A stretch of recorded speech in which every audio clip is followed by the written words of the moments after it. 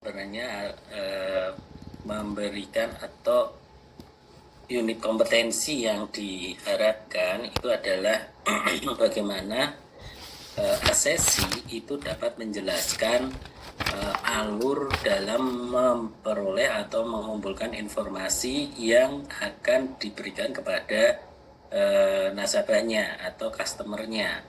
Nah, itu berarti kan teman-teman mengumpulkan informasi itu dari mana saja. Nah, berarti kan teman-teman harus mengetahui itu bagaimana alur analisis fundamental, kemudian mungkin ada tambahan dari analisis teknikal itu seperti apa. Nah, walaupun memang teman-teman di sini mungkin ada yang memiliki kemampuan dalam melakukan analisis fundamental, kalian kan sudah diberi ilmu, diturunkan ilmunya oleh Pak Satrio terkait dengan analisis laporan keuangan, bagaimana melakukan valuasi dan sebagainya. Tetapi seorang pemegang lisensi BPE itu tidak boleh melakukan analisis sendiri sebenarnya atau membuat analisis sendiri. Analisis valuasi kemudian dia sebarkan, nggak boleh. Karena apa? Karena di sini kompetensinya itu merekomendasikan. Nah, merekomendasikan ini berdasarkan dari analisis yang sudah diberi atau dibuat oleh analis sekuritas atau securities equity research. Jadi bagian divisi riset. Nah, mereka membuat risetnya, kemudian kita menyampaikan kepada nasabah dengan cara tentu mengumpulkan informasi-informasi yang sesuai dengan nasabah. Oke, itu ya. Jadi konteksnya di sini adalah ketika seseorang pemegang lisensi ini memberikan rekomendasi, mereka harus memiliki dasar atau justifikasi informasi ini diperoleh dari mana. Pun saya ketika masih aktif di perusahaan efek, saya memiliki kemampuan untuk melakukan analisis sendiri, melakukan valuasi sendiri.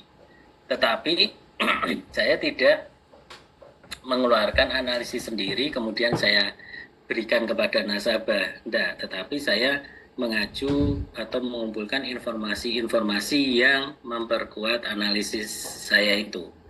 Dalam artian, saya mengacu kepada equity research dari perusahaan. Kemudian mengumpulkan informasi dari equity research perusahaan-perusahaan lain untuk melihat analisis emiten tertentu itu rata-rata bagaimana. Kemudian melalui website website yang berkaitan dengan riset saham seperti Investing, Reuters, Bloomberg, dan sebagainya, mengumpulkan informasi, kemudian informasi tersebut disusun menjadi suatu laporan informasi untuk diberikan kepada nasabah. Nah, tugas kita mengumpulkan informasi yang sesuai dengan kebutuhan nasabah, baik itu profil risiko atau tujuan investasi dari nasabah. Oke.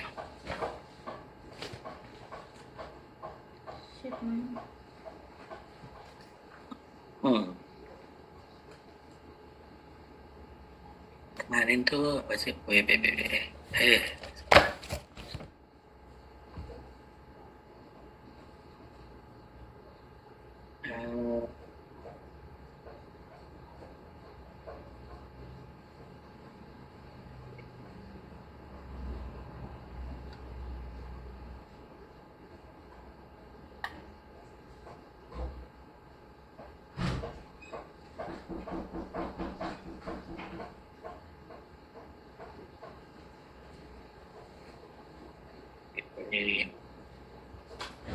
Ini kemarin kan sampai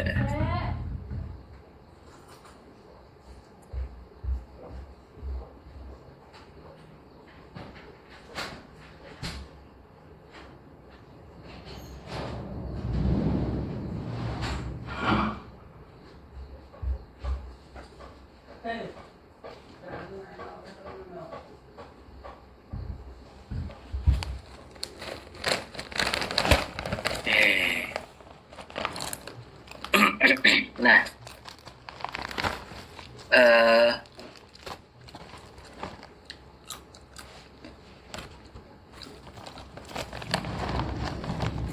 nah berkaitan dengan analisis fundamental. Nah, analisis fundamental itu bisa eh, digunakan untuk apa saja sebenarnya kalau nanti mengacu kepada assessment-nya itu teman-teman memang tidak perlu detail sekali sebenarnya loh ya, tetapi harus memahami logika dari analisis fundamental. Karena apa? Karena di sini teman-teman lebih nanti akan mengacu kepada market outlook, equity research dan sebagainya. Nah, apa itu market outlook, equity research dan sebagainya? Itu adalah kit-kit yang digunakan untuk menjelaskan kepada mungkin nasabah atau kepada calon nasabah atau investor terkait dengan perkembangan emiten saat ini atau IHSG saat ini. Karena apa? Karena dengan market outlook dan juga dengan equity research itu bisa dijelaskan bahwa IHSG saat ini itu turun atau naik karena apa? Seperti itu. Nah, misalkan seperti beberapa hari kemarin ya IHSG mengalami penurunan. Nah, itu penjelasannya seperti apa. Kemudian hari ini mengalami kenaikan. Tapi nggak tahu besok masih turun atau enggak. Dan seperti yang kita tahu IHSG hari ini sudah turun total kemarin ketika kemarin ya penurunan terakhir hari kemarin itu sudah 41% kalau nggak salah 40%-an. Ya, Cok, banyak banget. Itu krisis 2008-2009 itu turunnya 60%-an. Jadi masih masih apa istilahnya masih belum cukup dalam gitu kan.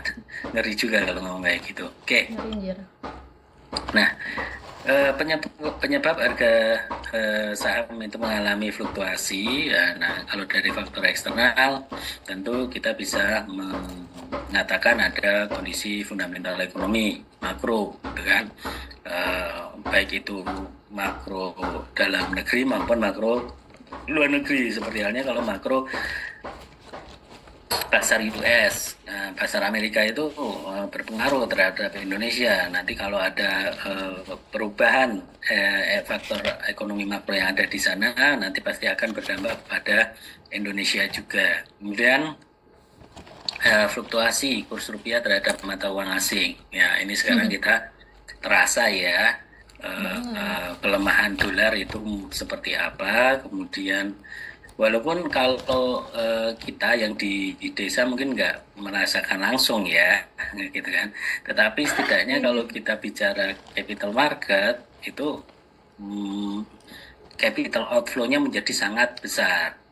Karena apa? Karena kalau teman-teman lihat, memang kalau rupiah melemah, harga-harga saham kita menjadi lebih murah. Dalam artian dalam tanda kutip loh ya. Itu lebih murah dibanding kalau dilihat dari kacamata investor luar negeri.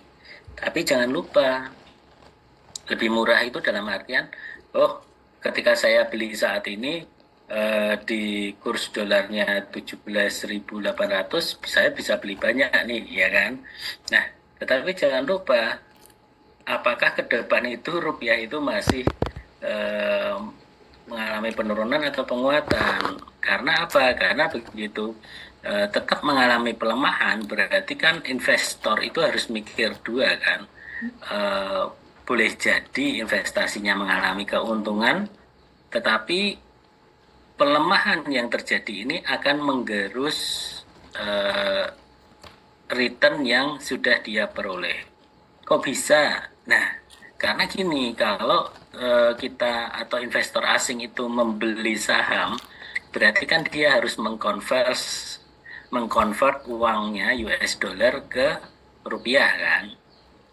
Nah, pada waktu itu dia katakanlah bisa mengkonvert $1 itu jadi 17.800 misalkan. Nah, kemudian kalau itu udah murah, dia udah dapat banyak gitu kan. Nah, kemudian investasinya mengalami kenaikan katakanlah 5%. Nah, tetapi ketika dia mau mengkonversi kembali ke US dollar, dia harus tahu berapa nilai tukarnya saat itu yang berlaku. Iya, Nah, sekarang ternyata lagi US dollarnya melemah. rupiahnya mengalami pelemahan dari 17.800 menjadi katakanlah 18.000. Nah, berarti keuntungan yang dia peroleh dari kenaikan harga saham dalam rupiah itu kemudian tergerus adanya pelemahan rupiah. Tadinya kalau dia beli dolar 17.8 menjadi 18.000. Nah, itu juga harus dipikirkan. Jadi tidak semata-mata rupiah kita melemah kemudian terus barang-barang di Indonesia murah meriah kan. Nah, nggak seperti itu juga kalau kita bicara saham, karena ketika mereka mengkonversi balik ke mata uang mereka ada risiko penurunan harga mata uang tadi. Kemudian di sini ada kebijakan pemerintah, faktor panik, kemudian faktor manipulasi pasar. Nah, kemudian faktor internalnya adalah fundamental perusahaan, aksi korporasi, dan proyeksi kinerja perusahaan di masa yang akan datang. Nah, kalau kita bicara analisis fundamental, kita menggunakan metode pendekatannya adalah top-down approach. Ada juga yang bottom-up, tapi biasanya top-down, yaitu dengan cara melihat nih kondisi makro, kemudian diturunkan ke industrinya atau sektornya bagaimana, kemudian baru tuh pilih fundamental perusahaannya. Nah, di sini teman-teman saya yakin sudah di luar kepala karena sudah sering kita melakukan ini. Nah, fundamental itu yang dibahas apa? Tentu terkait dengan data-data atau indikator makro, antara lain adalah inflasi, interest rate, exchange rate, GDP growth atau pertumbuhan GDP. Nah, kemudian kalau mikro itu apa? Mikro itu berarti level perusahaan. Di situ ada bagaimana revenue-nya, penjualannya, kemudian biaya produksi dan sebagainya. Oke, ini adalah dampak inflasi terhadap pergerakan dari market. Nah,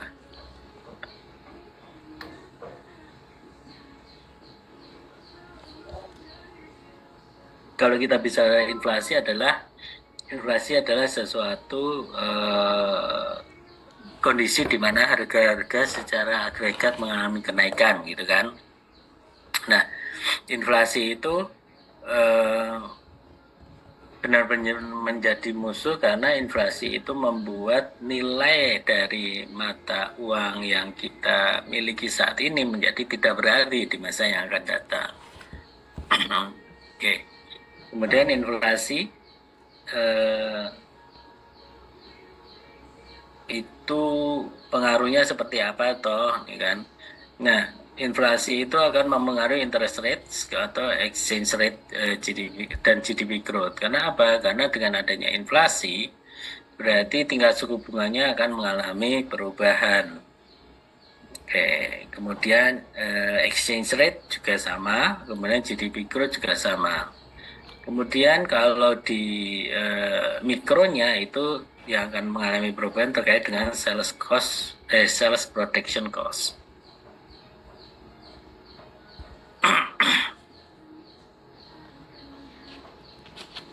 Nah, itu tadi dampaknya dari inflasi. Selanjutnya kalau dampaknya dari interest rate atau tingkat suku bunga, nah sebenarnya kita tahu atau teman-teman sudah memahami ya secara mendalam terkait dengan suku bunga itu kebijakannya siapa, gitu kan? Kebijakannya Bank Indonesia, dan itu lebih kepada kebijakan jangka panjang atau jangka pendek, gitu kan? Kalau kita bicara suku bunga, kebijakan suku bunga sebagai instrumen moneter itu adalah kebijakan yang jangka pendek. Karena apa? Karena sangat reaktif, atau mungkin bisa dia menjadi tidak reaktif, adaptif itu kalau memang memiliki dasar pengetahuan yang kuat.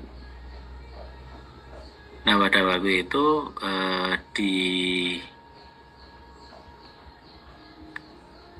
kalau nah,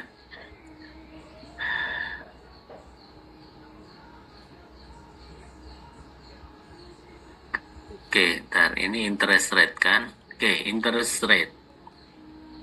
Nah, kalau kita bicara interest rate itu kan bagian dari instrumen moneter ya. Nah, kalau kita bicara moneter itu adalah instrumen kebijakan jangka pendek. Nah, kalau untuk yang jangka panjang itu instrumennya didukung dengan instrumen namanya fiskal. Nah, kebijakan pemerintah itu di instrumen fiskal di mana Menteri Keuangan mengatur pola belanja negara. Nah, sedangkan kalau kita bicara pemerintah daerah itu pemerintah itu beda lagi.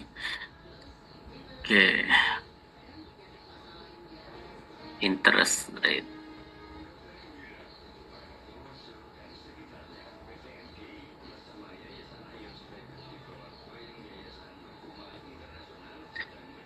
Kalau ranahnya pemerintah itu adalah kebijakan fiskal. Nah, kebijakan fiskal ini jauh lebih jangka panjang. Karena apa? Karena yang mengatur kebijakannya mereka lebih bagaimana pemerintah bisa mendapatkan devisa negara dan bisa memperkuat kondisi keuangan kas dari negara. Nah, itu yang menjadi PR bagi Menteri Keuangan kita, bahwa bagaimana cara memperkuat rupiah di tengah gempuran kondisi yang seperti ini. Interest rate memiliki dampak negatif untuk bursa. Karena apa? Karena kalau kita bicara interest rate yang tinggi itu akan berdampak pada menurunnya kinerja perusahaan. Kenapa? Karena perusahaan menjadi terbebani dari sisi akuntansinya, yaitu di mana biaya dari interest rate ini mengalami kenaikan. Sedangkan kalau kita memiliki kondisi di mana tingkat suku bunga mengalami penurunan, itu yang menjadi pilihan yang baik atau yang dipilih oleh pelaku pasar, karena ketika suku bunganya turun atau rendah berarti akan meningkatkan kinerja dari perekonomian. Karena dengan rendahnya tingkat suku bunga, otomatis orang akan berani mengambil resiko untuk berinvestasi. Nah, jadi interest rate itu mengalami kenaikan atau tinggi, orang akan cenderung untuk melakukan saving. Karena apa? Karena konsep mereka untuk mendapatkan keuntungan secara instan menggunakan hal ini, ya kan? Nah, kemudian ketika suku bunga rendah itu adalah saatnya investasi. Loh, kok bisa begitu, gitu kan? Ya, iya. Karena apa? Ketika suku bunga rendah, orang akan mencoba untuk lakukan investasi, yaitu dengan mengambil resiko untuk mendapatkan expected return yang lebih besar dibandingkan uangnya berada di tabungan saja. Itu adalah penjelasan dari interest. Nah, sekarang kalau dari mikronya bagaimana? Nah, mikro itu kan berarti dampaknya terhadap perusahaan itu seperti apa, ya kan? Nah, kalau mikro, tingkat suku bunga mengalami kenaikan, nilai investasi akan mengalami penurunan. Karena apa? Karena orang akan meningkatkan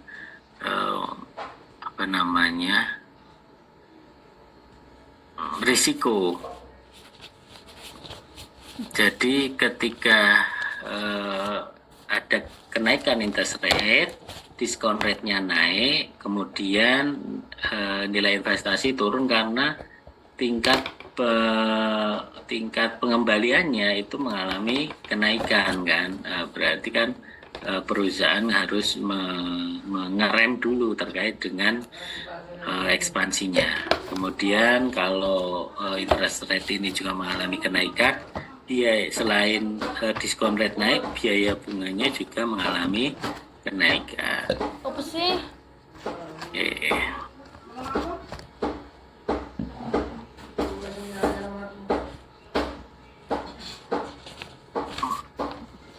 Selanjutnya adalah exchange rate. Kalau tadi interest rate, sekarang exchange rate. Nah, seperti saat ini rupiah mengalami penurunan, IHSG juga inline ya, sama dengan rupiah juga mengalami penurunan atau pelemahan. Nah, exchange rate ini sebenarnya kalau secara global itu ada namanya mata uang yang kuat atau hard currency dan mata uang yang lemah. Nah, itu yang istilahnya menjadi patokan juga sebagai investor. Rupiah kita itu mata uang yang seperti apa? Nah, ini contohnya. Kalau rupiah mengalami pelemahan, itu IHSG mengalami kenaikan. Kalau bisa seperti itu ya sebenarnya memang sudah dihitung oleh pakarnya atau ahlinya bahwa hubungannya IHSG dengan market itu seperti apa. Karena kan beberapa banyak atau baru menduga bahwa kalau adanya kenaikan ekspor produksi dari itu akan mengalami akan memberikan dampak kepada market. Kemudian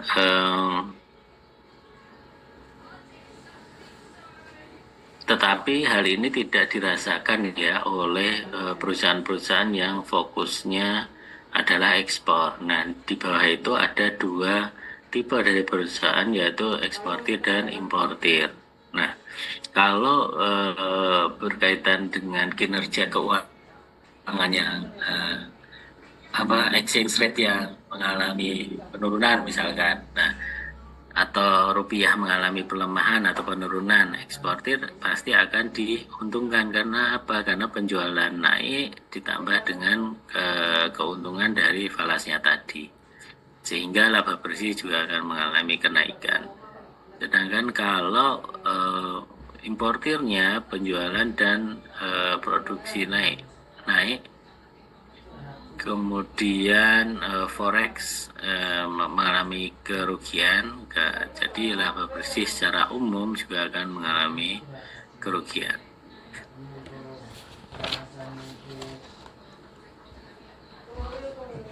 Nah, kalau untuk indikator makro yang lain nanti teman-teman bisa membaca-baca ulang. Itu masih ada tingkat suku bunga, inflasi, kemudian nilai tukar. Itu dilihat dan dipelajari ya bagaimana hubungannya dengan market atau IHSG secara umum.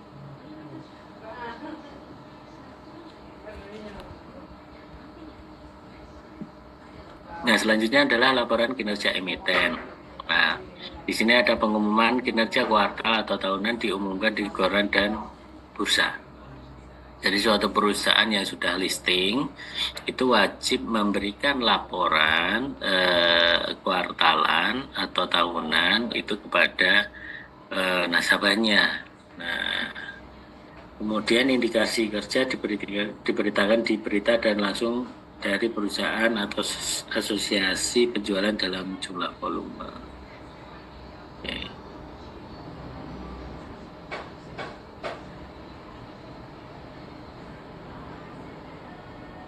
Nah, kalau ini berkaitan dengan GDP. GDP itu apa? GDP adalah gross domestic bruto per kapita. Kemudian GDP itu eh, seperti apa dampaknya ke IHSG. Nah, kalau GDP diperkirakan mengalami kenaikan, maka kedepannya market atau IHSG itu juga akan mengalami kenaikan.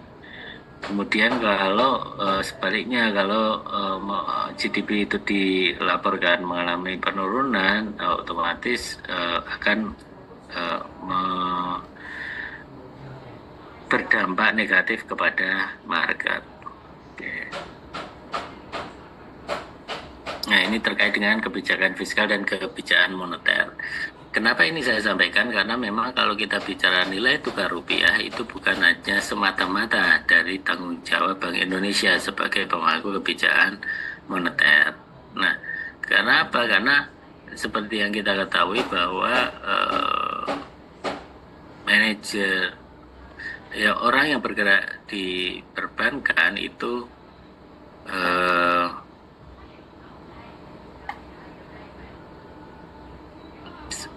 kebijakan fiskal itu adalah kebijakan. Nah, yang bergerak di perbankan atau Bank Indonesia mengetahui bahwa kebijakan moneter itu adalah kebijakan jangka pendek, sedangkan fiskal itu kebijakan jangka panjang. Yang mana kalau kita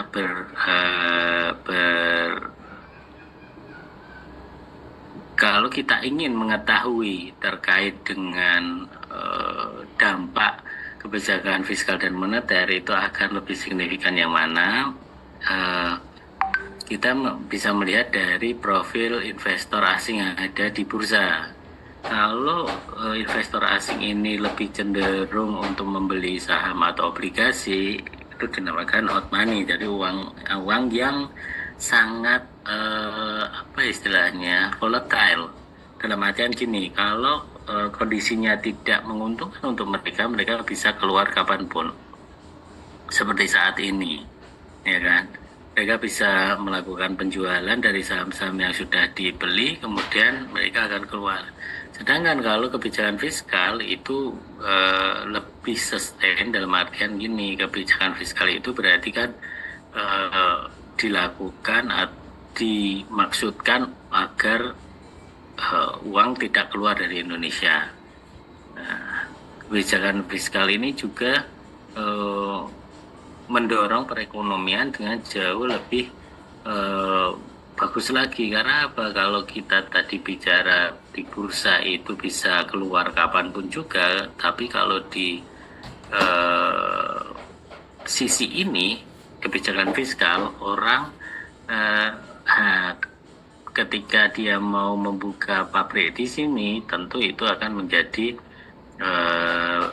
pilihannya adalah kebijakan fiskal, bukan moneter. Karena apa? Fiskal itu berarti adalah bagaimana cara pemerintah memberikan insentif kebijakan kepada dunia usaha. Dan kalau dilihat dari capital outflow-nya, kalau terjadi masalah, investor yang kategorinya adalah hot money tadi, uang yang panas, tidak dingin, itu pasti akan zigzag jalannya. Kadang dia melakukan pembelian, kemudian jual dengan cepat kalau sudah tidak menguntungkan bagi dia. Sedangkan kalau kita bicara kebijakan fiskal, ya berarti nanti adalah terkait dengan perusahaan yang langsung berinvestasi, ya kan. Jadi ketika pertumbuhan ekonomi atau kondisi ekonomi tidak bagus, mereka tidak bisa dengan mudah untuk cabut keluar dari market Indonesia.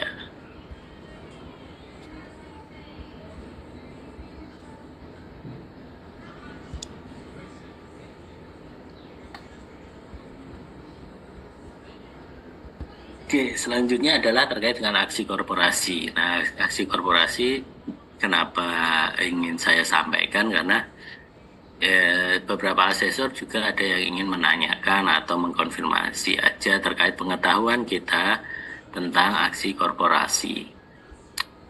Aksi korporasi adalah suatu kegiatan atau aksi yang berdampak pada perubahan harga saham. Dalam artian apa? Karena mereka mengumumkan secara terbuka di Bursa Efek Indonesia. Nah, tentang seperti apa aksi korporasi itu? Aksi korporasi antara lain ada penerbitan saham baru, pelaksanaan opsi saham, stock split, reverse stock, kemudian buyback, kemudian penjualan saham pemegang saham mayoritas. Nah, selanjutnya ada juga terkait dengan kenaikan keuntungan dari perusahaan, kemudian ekspansi emiten, tingkat utang, dan berita atau rumor.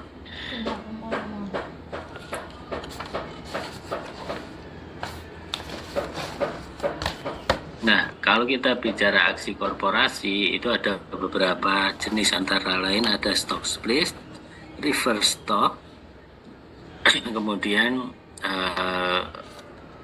aksi-aksi korporasi yang lainnya, pembagian dividen, kemudian pembagian dividen dalam bentuk cash, itu juga tergantung dari kebijakan perusahaan atau rapat umum pemegang saham.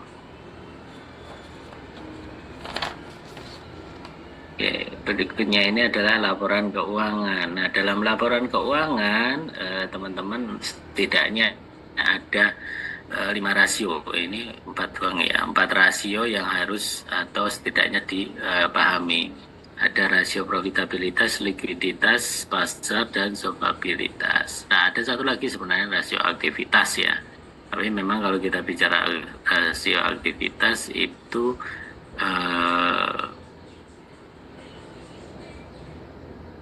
rasio aktivitas itu lebih banyak internal perusahaan yang menggunakan. Nah, kalau sebagai investor itu biasanya yang dilihat adalah rasio pasar, profitabilitas rasio. Karena apa? Solvable dan liquid di laporan keuangan sudah muncul semua gitu ya. Nah, ini adalah beberapa terkait dengan rasio-rasio tadi, rasio likuiditas, ada current ratio, quick ratio, ada cash ratio. Rasio solvabilitas ada debt to ratio sama debt to equity ratio. Kemudian untuk profitabilitas ada return on equity, return on asset, net profit margin, dan return atau rasio-rasio yang menunjukkan tingkat probabilitas dari perusahaan tersebut. Oke, sebentar, saya izin sebentar.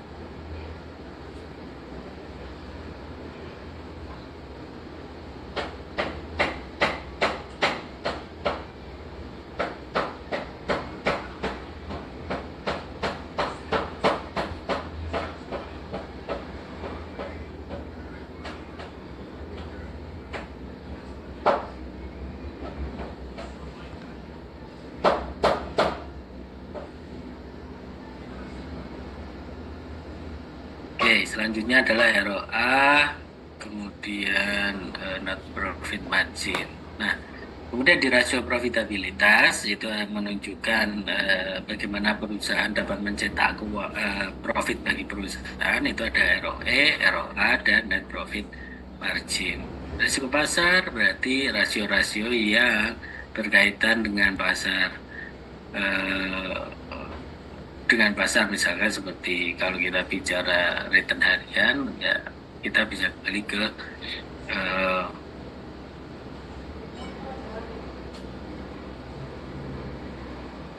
rasio pertumbuhan kinerja saham, rasio-rasio yang berkaitan dengan pasar. Nah, rasio pasar antara lain kalau di profitabilitas, ROE, ROA, dan sebagainya, kalau kita bicara rasio pasar ya berarti dia berkaitan dengan pasar. Misalkan nih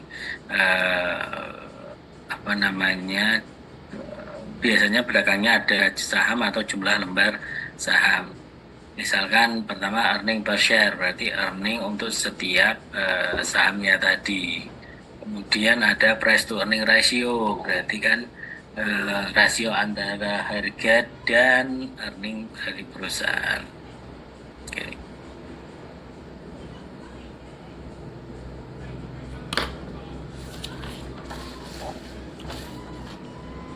Nah, intinya apa sih dalam hal kita melakukan analisis fundamental dan analisis teknikal? Di sini ada sebenarnya karena adanya nilai intrinsik, nilai wajar dari perusahaan itu kita nggak tahu.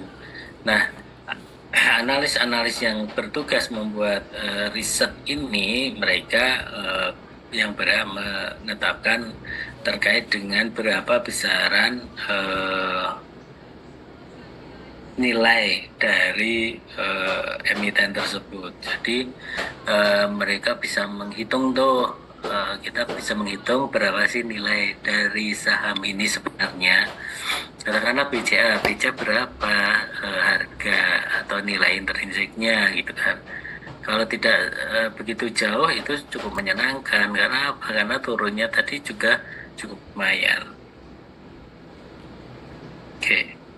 Nah, kemudian setelah diperoleh nilai intrinsiknya, tujuannya untuk apa? Untuk menentukan bahwa perusahaan itu under value atau over value. Nah, kalau under value berarti harga pasar itu lebih besar dari nilai intrinsik. Dalam artian apa? Ketika teman-teman membuat penilaian terkait nilai intrinsiknya, kemudian dibandingkan nih, ternyata harga pasarnya itu lebih kecil dari nilai intrinsik sehingga dinamakan under value. Karena apa? Harusnya nilai dari saham ini kan 11.000 loh, kalau sekarang dijual masih di 3.000 atau 4.000 gitu kan. Nah, over value itu lawannya ketika orang atau investor melihat harga pasar dari saham itu saat ini sudah terlalu tinggi, apalagi nanti dibandingkan dengan nilai intrinsik. Nah, sumber informasi analisis saham. Nah, jadi teman-teman di sini idealnya adalah teman-teman mencari sumber informasi terkait emiten yang akan dibeli. Karena apa? Karena itu menjadi tugas dari seorang pemegang lisensi WPPE. Nah, sumber informasinya apa saja? Tadi sudah sempat saya sampaikan, sumber informasinya ada dari Bloomberg, kemudian ada dari investing.com, ada dari layanan bursa dan sebagainya, Reuters. Itu fungsinya adalah kita dapat mengumpulkan informasi dengan layak. Nah, di sini contohnya adalah saham apa itu ini? Gila, kecil banget tulisannya, pas di print nggak kelihatan sama sekali, Cok. Saham MDKA. Nah, saham MDKA. Ya.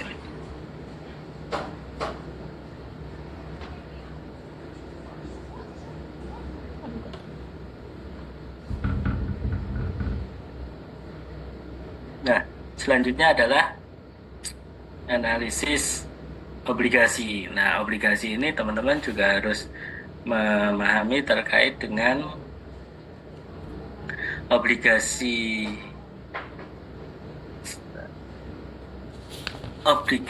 ini kan ada nilainya ya, nilai pasarnya ya. Ya kan kita sering bahas nilai pasarnya bisa premium, kemudian bisa par atau bisa diskon. Nah, itu yang harus dipahami terkait dengan cocoknya nanti nasabah yang kita rekomendasikan ini itu beli sahamnya, beli obligasinya itu yang kondisi seperti apa? Apakah kondisi premium, kemudian atau kondisi yang diskon atau par. Jadi ini gunanya untuk apa? Analisis ini untuk membantu kita untuk melakukan pendekatan kepada nasabah. Nah, ini adalah rumus yield maturity untuk informasi saja. Jadi dalam assessment ini saya belum menemukan asesor yang meminta asesinya untuk melakukan penghitungan terkait dengan apa namanya ini terkait dengan kupon atau yield to maturity. Oke, ini adalah sumber informasi lain dari Indonesian Government Securities and Yield. Kemudian ini informasi dari Market Outlook atau Daily Watch untuk fixed income. Di sini informasinya apa? Informasinya antara lain ada terkait dengan nilai kuponnya berapa, ini kan. Government bond, ini most active government bond adalah FR itu atau fixed rate 0,103 yang kuponnya adalah 6.750, 6,750. Kemudian maturity-nya 15 Juli 2035, last price-nya adalah 97 dengan yield-nya 7 ya. 7,078. Nah, ini contohnya.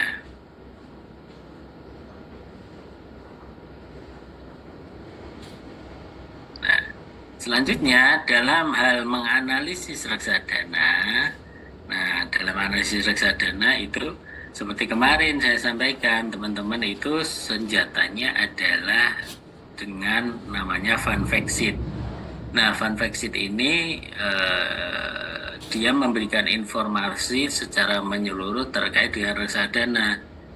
Apapun itu, misalkan nanti teman-teman dimintakan untuk bercerita tentang reksadana atau fund fact sheet itu, jadi teman-teman akan bisa menceritakan poin-poin mana yang menjadi kekuatan bagi teman-teman untuk disampaikan kepada nasabah agar nasabah menjadi tertarik. Nah, oke, ini adalah prospektus. Fund fact sheet. Jangan lupa fund fact sheet ini nanti teman-teman masukkan saja ke PowerPoint. Oke. Nah, kemudian dalam hal reksadana, ini perlu sekali karena dalam saya mengasesi selama ini, melakukan asesmen itu banyak sekali yang belum memahami apa itu NAB. Nah, kemudian apa itu NAB per unit. Kemudian apa itu unit penyertaan. Nah, di sini teman-teman setidaknya harus memahami apa itu NAB. Kemudian NAB itu fungsinya untuk apa? NAB kan fungsinya untuk penanda harga bagi siapa? Bagi investor yang ingin membeli reksadana. Nah, kemudian setelah investor membeli, kan uang itu dibelikan reksadana yang sesuai dengan profil dari investor tersebut. Oke.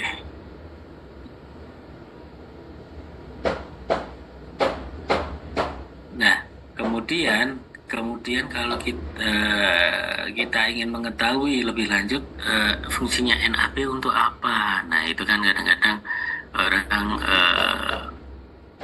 kalau belum memahami tentang reksadana pasti akan kebingungan NAB itu fungsinya apa. Padahal fungsinya NAB kan untuk informasi harga, kan dia kan untuk memberikan informasi terkait dengan harga reksadana tersebut. Nah, di sini misalkan orang tersebut mau beli sudah mengetahui bahwa NAB per unitnya itu adalah 2.000. Dia memiliki dana investasinya 500.000.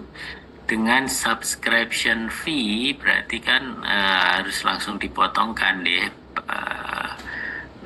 Kemudian setelah dipotongkan uang yang ada itu dibagi harga NAB per unitnya. Jadi misalkan dia punya dananya 1 juta, berarti dia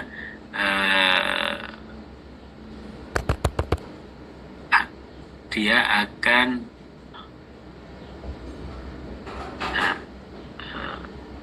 unit ganti berada pada tadi berapa tadi dia dana investasinya 1 juta ya, berarti 1 juta itu dibagi dengan harga NAB-nya, katakanlah NAB-nya di harga 2.000, berarti 1 juta dibagi 2.000, maka akan diperoleh unit yang diperoleh. Nah, sisanya di mana? Sisanya bisa dikembalikan kepada eh, manajer investasinya, dalam artian eh, kan belinya cuma 1 juta, 1 juta tadi ya, 1.002.000, berarti berapa unit ya dia peroleh ya, 500 kali ya, seperti itu. Oke, menghitung keuntungan. Nah, ini juga penting dalam hal menghitung keuntungan. Itu teman-teman menghitung keuntungan itu dilihat dari mana? Kenaikan aset itu bisa dilihat dari NAB-nya. Nah, kemudian keuntungannya adalah kenaikan dari NAB-nya itu dikali dengan unit penyertaan yang dimiliki. Oke.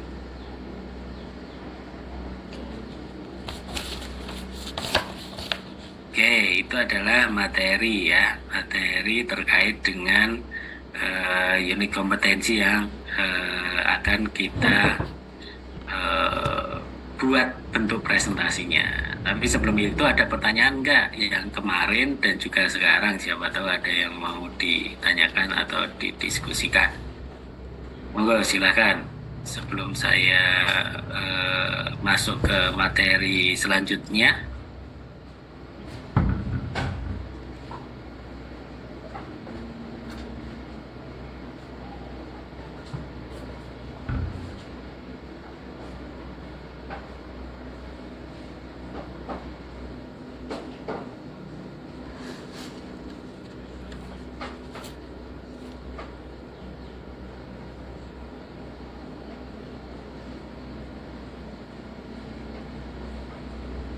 Oke, dari saya belum. Terima kasih.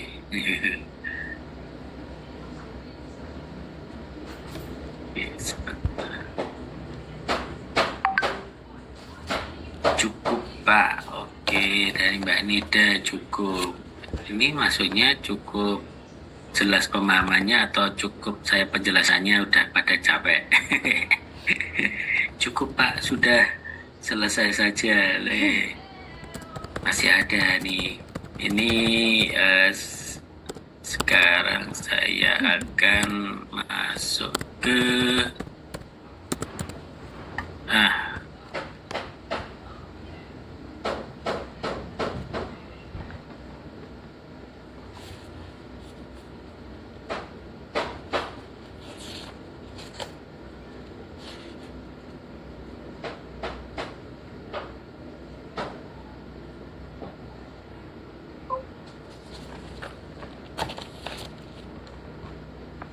oke.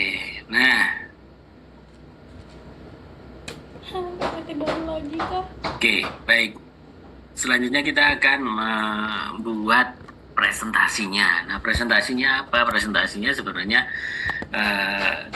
dengan berdasarkan kelompok kerjanya. Nah, ini adalah skema untuk jenjang kualifikasi 5 sebenarnya. Ini yang WPPE full.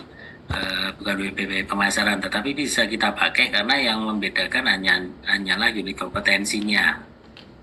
Oke. Nanti ini juga saya share, kemudian teman-teman saya minta membuat presentasi ini sebagai acuan. Acuan itu berarti kelompok kerjanya kayak gini. Nanti cara menunjukkan kinerjanya, presentasinya terserah teman-teman.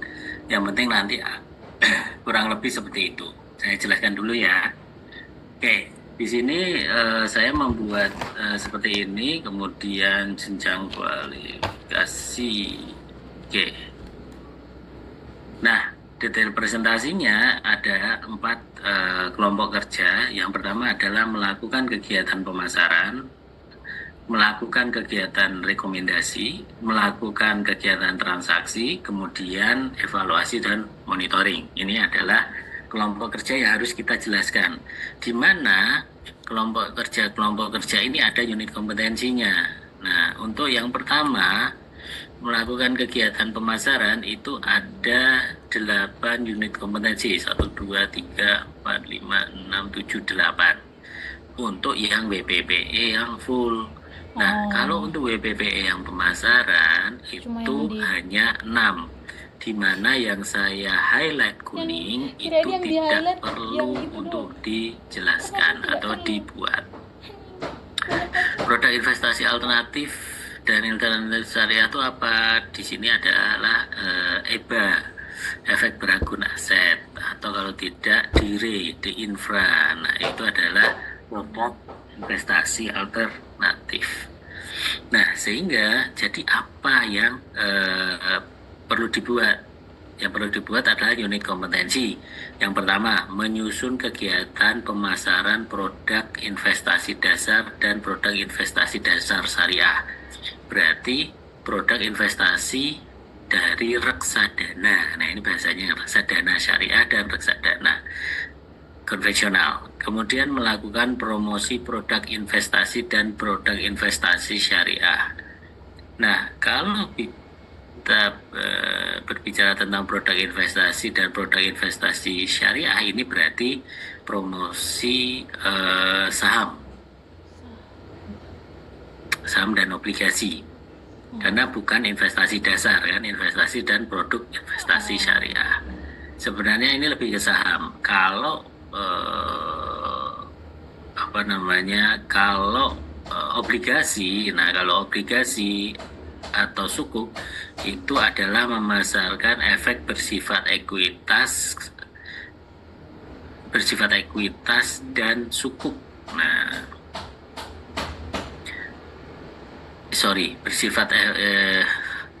memasarkan efek bersifat ekuitas itu adalah saham, sedangkan memasarkan efek bersifat utang dan sukuk itu adalah obligasi. Oke, jadi yang ini produk investasi dan produk investasi syariah itu mencakup saham dan obligasi. Oke, kemudian memasarkan produk investasi dasar syariah ke reksadana, kemudian menyusun laporan. Nah, di sini teman-teman yang harus disiapkan presentasi kan. Nah, tapi dilihat penilaiannya adalah kecermatan menyusun strategi pemasaran, kemudian mempersiapkan program promosi, kemudian mampu melaksanakan kegiatan promosi sesuai rencana, kemudian menjelaskan informasi terkait risk and return dari produk investasi tersebut, gitu kan. Oke.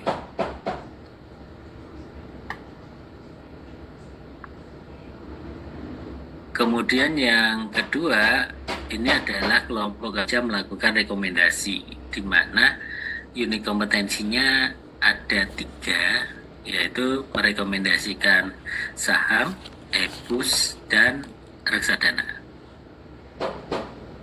Oke, di sini penilaiannya adalah kecermatan dalam melakukan identifikasi profil risiko dan alokasi aset nasabah. Berarti rekan-rekan harus setidaknya mengetahui bagaimana cara mengidentifikasi profil risiko. Nah, caranya seperti apa? Kemudian memberikan alokasi aset nasabah. Nah, masih ingat mata kuliah praktikum perencanaan keuangan? Nah, itu kan kalian mengacu pada profil risiko dan kebutuhan nasabah. Kemudian baru membuat tuh alokasi asetnya seperti apa, gitu kan? Nah, kemudian ketepatan dalam menyampaikan rekomendasi produk saham, obligasi. Kemudian ketepatan mengidentifikasi risiko, ini enggak. Ketepatan dalam melakukan pengelolaan risiko, ini enggak. Kemudian ketepatan dalam melakukan CDD dan EDD. Nah, itu ada namanya Customer Due Diligence dan Enhanced Due Diligence. Itu terkait di KYC-nya ya, itu berarti kan memang di sini harus dimunculkan.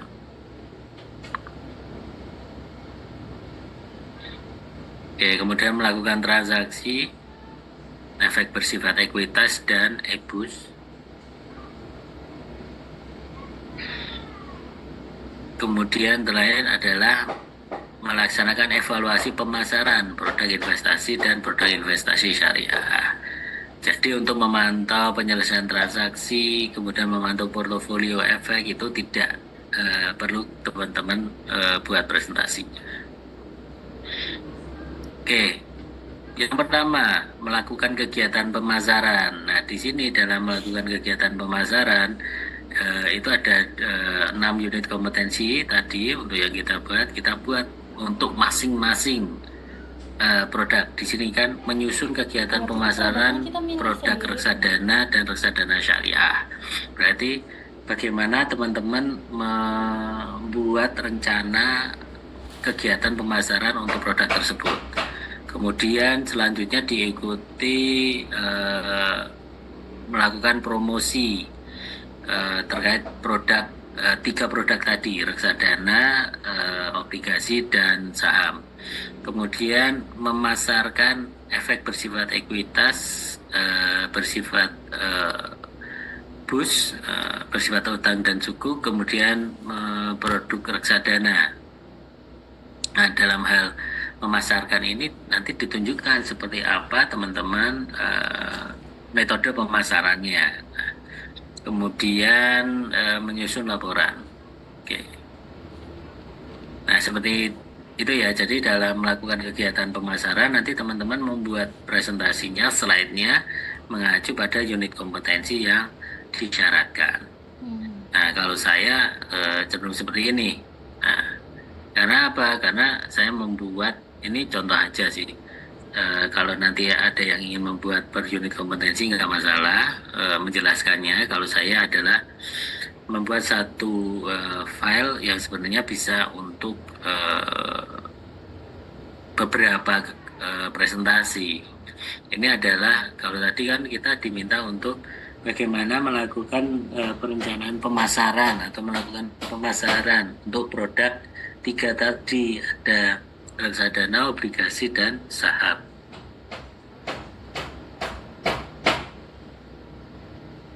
Gitu doang.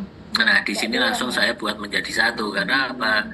Ini adalah based on berdasarkan pengalaman saya kan. Nah, di perusahaan tempat saya itu otomatis dalam hal memasarkan produk, kami langsung dibekali beberapa produk. Ada saham yang utama, kemudian ada obligasi sukuk, kemudian reksadana mau yang syariah atau yang konvensional ada semua. Sehingga di sini saya produknya ada semua. Tetapi yang kurang di presentasi ini adalah bagaimana kita menerapkan kemarin STP dan 4P-nya. Sehingga misalkan nih dalam hal kita memasukkan reksadana itu strategi atau STP dan marketing mix-nya seperti apa. Kemudian kita memasarkan obligasi dan saham itu strategi 4P dan marketing mix-nya seperti apa. Nah, itu juga perlu dijelaskan. Nah, kalau ini saya langsung masuk ke target market saya itu seperti apa sebenarnya. Saya bisa menjadi 2, yaitu institusi dan dana pensiun, kemudian yang satu retail. Nah, kemudian marketingnya, kegiatannya seperti apa. Nah, kegiatannya tentu akan berbeda kalau institusi dana pensiun atau customer yang memiliki kekayaan yang besar itu maintenance-nya kan beda dengan yang retail. Sehingga di sini penggunaan email resmi, kemudian komunikasi melalui PC, kemudian surat penawaran, audiensi, kunjungan itu kan diperlukan. Nah, ini adalah menyusun kegiatan pemasarannya.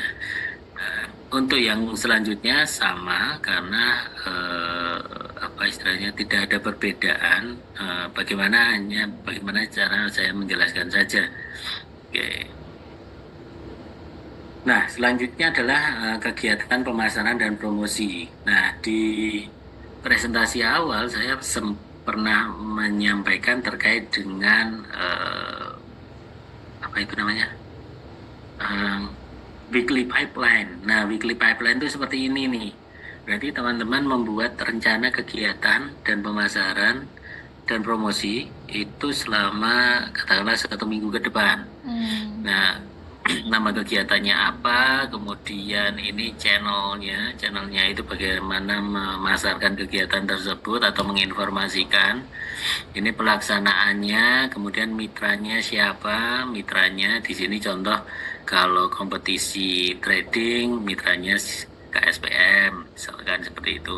Kemudian ini ada seminar investasi mempersiapkan masa pensiun. Nah, ini mitranya adalah perusahaan. Nah, perusahaan apa? Kepentingannya adalah memberikan bekal kepada calon-calon karyawannya yang akan pensiun terkait dengan investasi yang benar itu seperti apa. Kemudian ini target pesertanya, kemudian anggarannya, kemudian target dari kegiatan tersebut itu seperti apa. Misalkan pembukaan rekening baru atau pembelian saham atau obligasi atau reksadana, top up investasi dan sebagainya. Ini terkait dengan surat penawaran untuk melakukan pemasaran. Oke. Kemudian ini STP-nya, segmentasi, targeting, dan positioning. Oh, ini saya buat juga ternyata.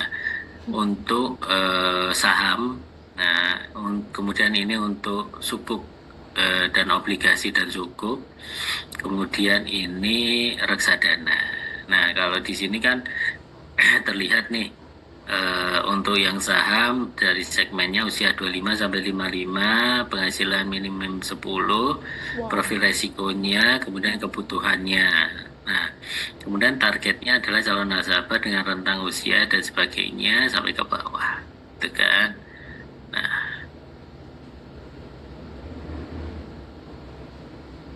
Nah, kemudian ini adalah menyusun laporan kegiatan pemasaran produk investasi dasar dan syariah.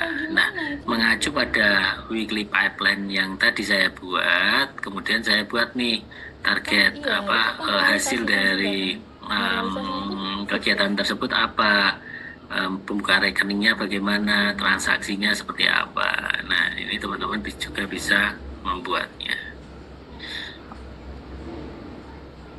Oke, ada yang mau ditanyakan dulu tentang memasarkan produk pasar modal. Oke, silakan Mas Farhan. Oke Pak, izin bertanya. Ini mungkin agak teknis Pak. Tadi di PPT Bapak ada HNWI. Apakah HNWI yang dimaksud Bapak itu High Net Worth Individual? Oh, nah ini mungkin agak teknis Pak, mau tanya. Gimana cara waktu Bapak bekerja di Efek, gimana cara Bapak menemukan HNWI Pak? Gampang lah. Ya. Gimana tuh Pak? Ya, kalau Mas Farhan apa istilahnya, di Jogja, tahu orang kaya Jogja di mana? Di tempat padel sih saya biasanya Pak. Atau udah? Oh, di situ doang. Tuh, kalau enggak kan networking kan? Di itu, Ya. di rumah Kan sakit. kalau nggak di padel ya yang cari orang yang nggak pakai BPJS atau yang di kelasnya VIP. driving range, tempat Ya. latihan golf, ya. Go. Bisa di kalau yang sudah old money dia di Sucipto sama Ya kan? Hayat, tapi Oh, kalau benar, ya. yang masih baru-baru di Hosel gitu kan. Sebentar Pak, saya izin catat Pak. Dah, ngapain dicatat? Cari aja driving range. Habisin aja Pak, habisin Pak. Ya, terima kasih. Habis itu ya sebenarnya kalau HNWI itu pertama approach-nya ya agak sulit kalau kamu nggak punya networking. Ya. Kamu harus kenal dulu 1-2 orang, dia yang akan membawa kita ke dalam kayak gitu. Ya siap. Tuh. Siap. Terima kasih Pak. Kan atau kamu gabung komunitas. Iya itu saya dapat 2 sih dari situ. Wow.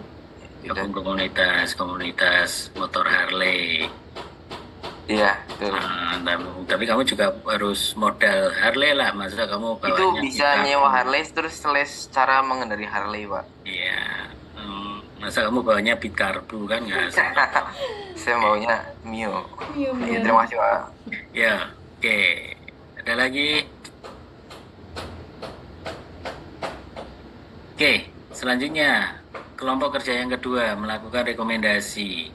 Ada 4 unit kompetensi. Bagaimana merekomendasikan efek bersifat ekuitas atau saham, kemudian obligasi, kemudian pembukaan rekening. Nah, kalau yang pengelolaan resiko ini enggak, ini yang jenjang kualifikasi 5. Nah, apa yang perlu teman-teman ceritakan? Yang pertama adalah teman-teman memberikan profil resiko dari customer lah. Selalu mengacunya selalu seperti ini, mengacu kepada profil resiko dan juga tujuan investasi dari customer atau nasabah. Nah, itu teman-teman ingin di sini kan diminta untuk merekomendasikan saham, obligasi, saham dan obligasi ya, kemudian rekening efek ya. Oke, nah kalau begitu teman-teman pilih nanti saham apa, obligasi apa, kayak gitu kan. Nah contoh kalau kita bicara saham, nanti pilih salah satu saham, kemudian kalian, sebentar, Cid, ada telepon dulu.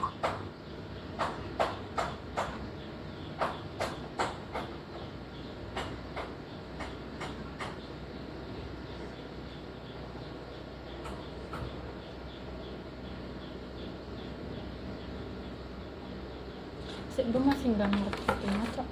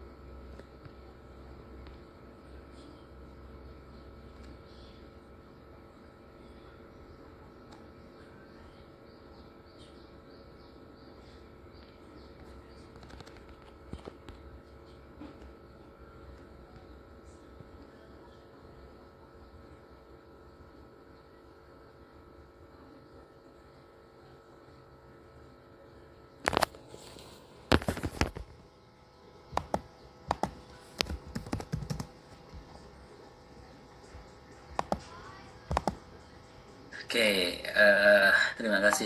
Eh, Baru aja dapat telepon dari Buka Prodi, Bu Ika. Pak suruh Oke, bales baik. chat saya, Pak. Nah, kembali lagi dalam hal merekomendasikan atau melakukan rekomendasi itu teman-teman harus mengacu pada profil resiko dan tujuan investasi dari nasabah. Kemudian teman-teman membuat tuh bagaimana langkah kalian melakukan rekomendasi atau mengumpulkan informasi terkait eh, eh, rekomendasi saham sama obligasi. Ini contohnya yang saham. Yang saham ini memulai dari profil resiko. Kemudian setelah profil resiko, teman-teman rekomendasikan itu sahamnya apa. Nah, alasannya apa? Kalau mengacu pada proses analisis fundamental tadi, itu kan teman-teman mulai dari makroeconomic analisis. Nah, kita lampirkan tuh informasi terkait dengan analisis ekonomi makronya seperti apa. Kemudian yang kedua, fundamental analisisnya dari saham yang kalian istilahnya pilih. Kemudian alasannya apa yang direkomendasikan itu. Nah, ini kan istilahnya analisisnya sudah menggunakan analisis top down gitu kan. Sebenarnya ada satu lagi industri, analisis industri berarti industri outlook. Tapi dua ini udah cukup, dan bagaimana teman-teman nanti menceritakan terkait dengan makroeconomic analisis fundamental, rekomendasinya adalah ini. Nah, karena apa? Nanti biasanya mereka juga akan bertanya terkait dengan kalau di equities update atau riset equity itu apa yang paling penting bisa ditanyakan kepada nasabah gitu kan, atau disampaikan kepada nasabah. Itu ada last price, target price, kemudian kinerja, asumsinya, kemudian indikator kuncinya. Nah, itu teman-teman bisa menjelaskan nantinya dengan adanya lembaran atau lampiran ini. Kemudian merekomendasikan efek bersifat utang atau suku. Nah, ini teman-teman sama tadi prosesnya adalah dengan economic research, makro strateginya kalau ada yang terkait dengan obligasi itu bagus. Kemudian daily watch-nya terkait dengan obligasi. Nah, misalkan kecenderungan tingkat suku bunga kalau saat ini yang potensi kenaikannya itu yang seperti apa, kemudian rekomendasi yang dibeli itu obligasi apa. Nah, tapi bisa juga teman-teman mengacu pada obligasi atau sukuk yang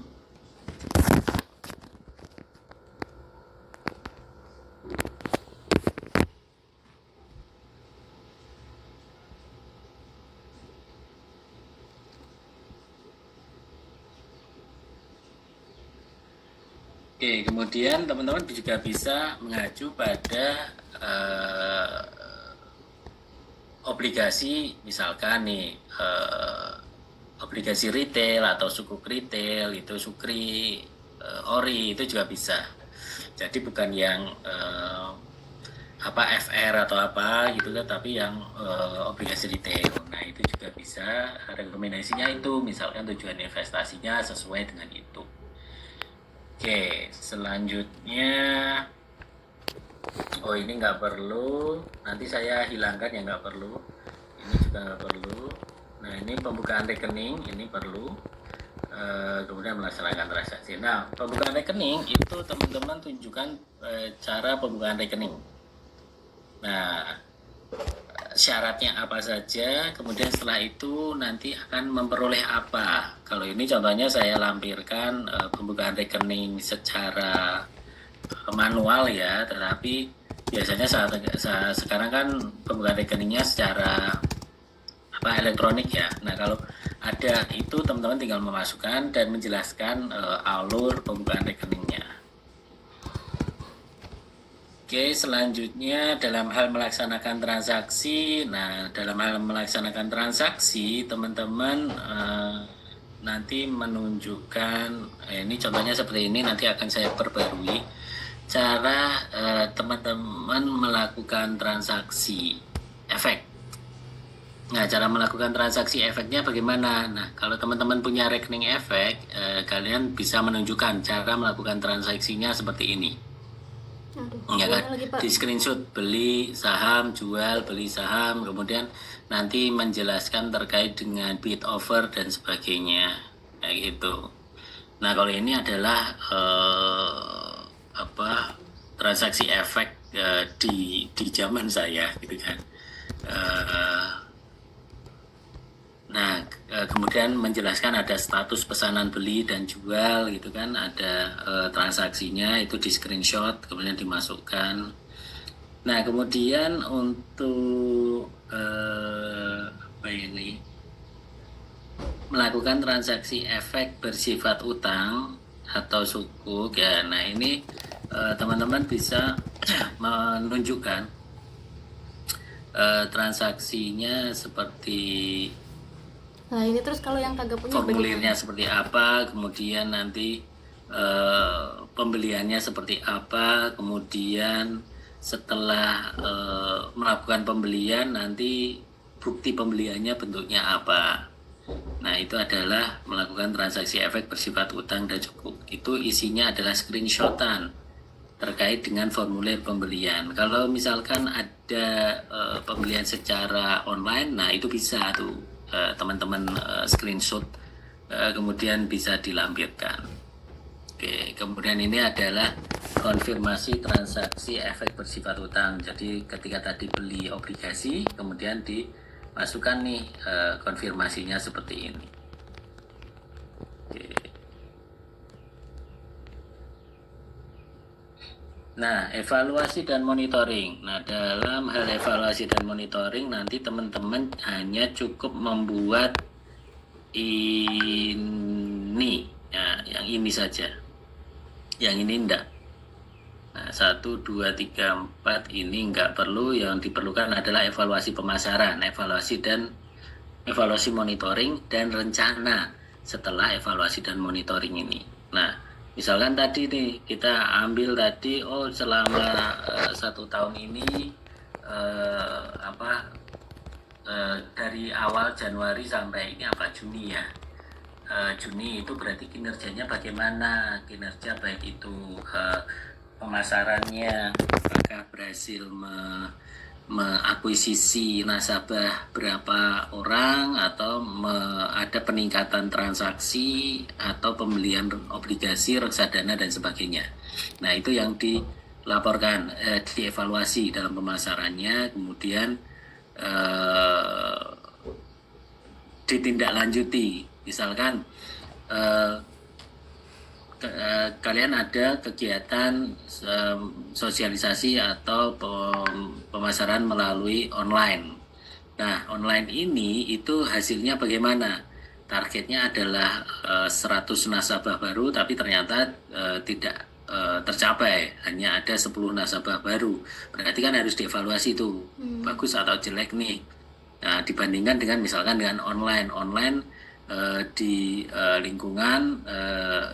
di lingkungan bursa efek, misalkan kerjasama dengan bursa efek, langsung tuh target 25 nasabah, dapat tuh 25 nasabah. Nah, seperti apa evaluasinya dan rencana kedepannya seperti apa? Oke, itu teman-teman terkait dengan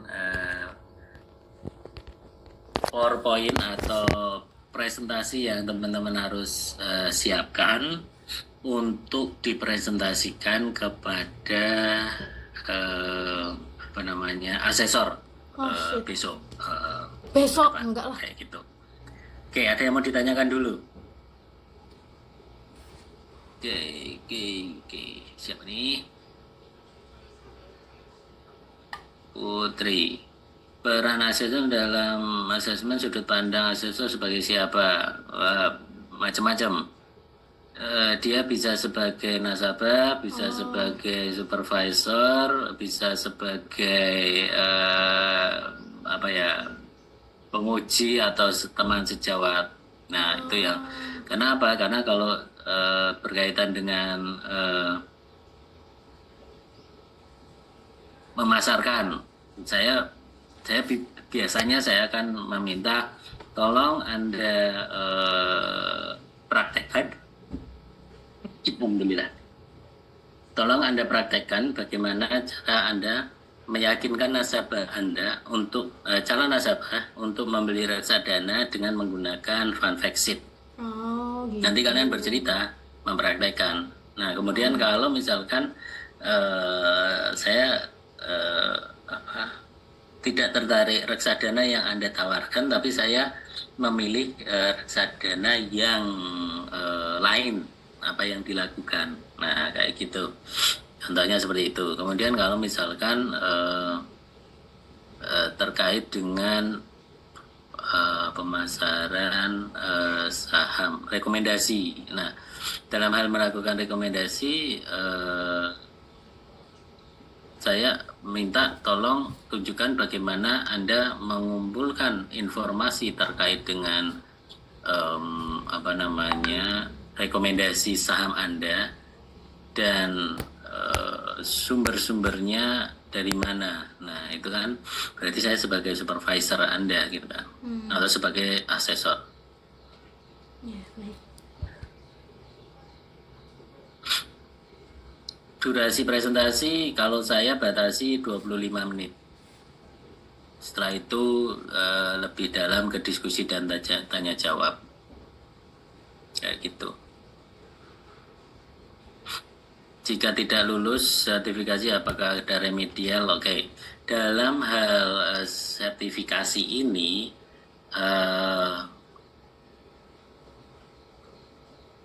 yang saya ketahui kayak gini, teman-teman kan dibiayai oleh kampus untuk sertifikasi. Mesti mandiri bayarnya kalau satu remit. kali sertifikasi. Nah, kalau tidak lulus, bukan tidak lulus ya, namanya belum kompeten. Anjir. Nah, kalau belum Tidak kompeten, kompeten, itu saya teman-teman Bayar kalau sendiri dari pasti. sisi LSP-nya itu bisa melakukan asesmen nggak ulang. di cover, Cok. Nah, Pasti biaya asesmen remet. ulang ini tentu kalau berbayar, kalau misalkan ada biayanya, berarti sudah tidak ditanggung kampus. Nanti teman-teman yang akan membayar sendiri terkait asesmen ulang. Nah, terkait dengan asesmen ulang, itu biasanya itu tidak semua unit kompetensi. Nah, teman-teman di sini kan ada 12 unit kompetensi ya. 12 unit kompetensi itu alangkah baiknya teman-teman kompeten semua, harapannya itu kan. Nah, tetapi kalau ada 1, 2, atau 3 unit kompetensi yang asesor merasa bahwa rekan-rekan belum kompeten, itu nanti bisa diakses ulang. Itu hanya unit kompetensi yang belum kompeten itu, katakanlah 3 ya, berarti 3 ini harus diulang seperti itu. Nah, kalau semuanya sudah kompeten, itu akan jauh lebih baik seperti itu. Oke, seperti itu Mbak Putri, teman-teman. Baik, Pak. Terima kasih. Apakah menjawab?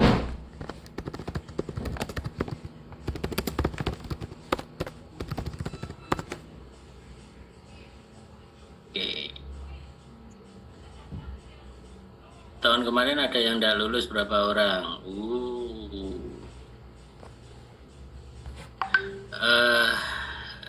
Banyak sih. Banyak sih. Terutama yang dari perbankan. Perbankan tuh bukan prodi perbankan ya. Dari industri perbankan itu cukup banyak, karena Susah kah? apa ya istilahnya, mereka hanya memahami Dasar-dasar satu doang. aja, kalau nggak obligasi, reksadana. Saham mereka sama sekali nol. Ya mungkin bisa saya bilang sekitar 60%. Iya, 60% belum begitu memahami saham, sehingga mereka banyak yang asesmen ulang di bagian melaksanakan merencanakan pemasaran saham dan melakukan rekomendasi saham.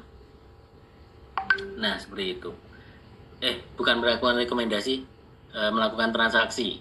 Karena kan yang sangat saham banget itu kan melakukan pemasaran itu kaitannya dengan produk knowledge kan, yaitu saham itu apa, resikonya apa, kemudian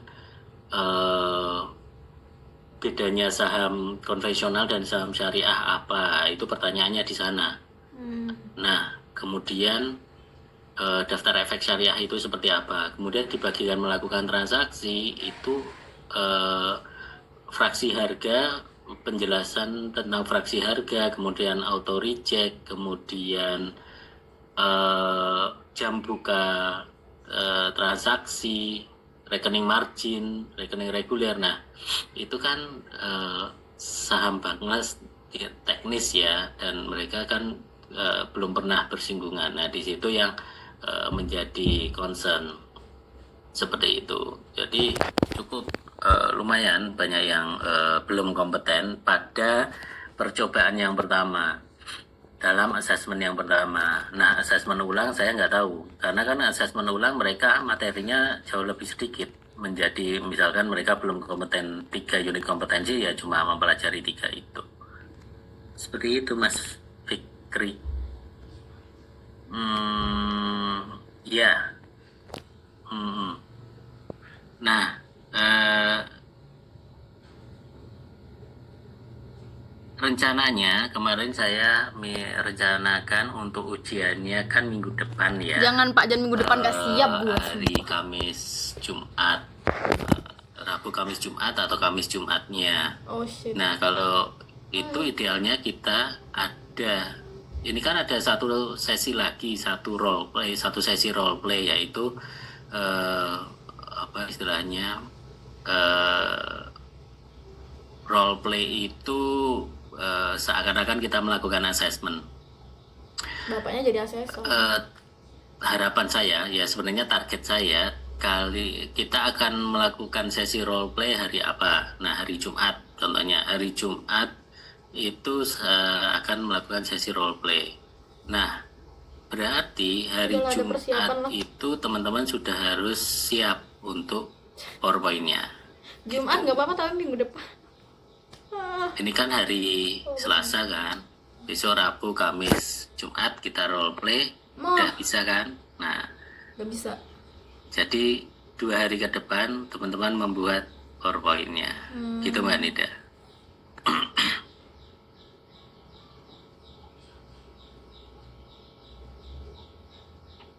Oke, ada lagi?